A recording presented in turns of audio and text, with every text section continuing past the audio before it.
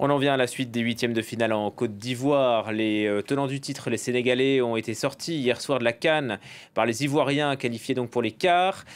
Deux matchs à suivre ce mardi. Notre spécialiste Cédric Ferreira est à Abidjan pour France 24. Bonjour Cédric. D'abord Mali-Burkina Faso à 18 h. Ça s'annonce indécis. Oui, difficile de dégager un favori entre le Burkina Faso et le Mali. Deux équipes qui ont encore des choses à prouver dans ce tournoi.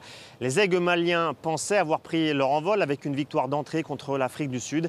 Avant ensuite deux tristes matchs nuls contre la Namibie et puis la Tunisie. Les aigles maliens qui comptent sur leur meilleur buteur dans ce tournoi, Lassine Sinayoko, auteur de 2 buts. Ils comptent aussi sur leur meneur de jeu de 20 ans, Kamori Doumbia. Il y a quelques semaines, personne ne le connaissait. Et il a inscrit un retentissant quadruplé avec son club de Brest en Ligue 1. Alors on va compter sur lui pour organiser le jeu des Maliens. Ce match s'annonce acharné, je vous le disais, car le Burkina Faso en face est une valeur sûre du continent africain, demi-finaliste de la dernière édition, même si les Burkinabés n'ont pas été impressionnants également dans cette phase de groupe.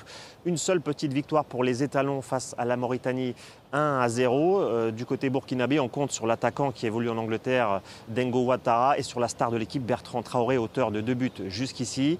Le vainqueur de ce match entre le Burkina Faso et le Mali affrontera en quart de finale le pays hôte, la Côte d'Ivoire. Et on suivra également Maroc-Afrique du Sud à 21 h, Cédric, et ça c'est le dernier choc de ces huitièmes. Eh oui, le Maroc, évidemment, très attendu, mais les Lions de l'Atlas sont prévenus. Il y a eu beaucoup de favoris qui sont tombés déjà dans cette Coupe d'Afrique des Nations. Le dernier en date, le Sénégal, tenant du titre. Le Maroc, qui jusqu'ici a vécu une Coupe d'Afrique des Nations tranquille. Ils ont terminé à la première place du groupe F, les Lions de l'Atlas. Mais il y a eu une mauvaise nouvelle, même 2 mauvaises nouvelles avant cette rencontre. Déjà, la blessure de Sofiane Bouffal, le milieu offensif. Il s'est blessé à l'entraînement. Sa Coupe d'Afrique des Nations est terminée, forfait pour le reste du tournoi. Hakim Ziyech, la star de l'équipe, est lui aussi blessé. Il avait quitté le terrain lors du dernier match contre la Zambie. On ne sait pas s'il va débuter cette rencontre. Il est toujours incertain. La décision sera prise dans les derniers instants.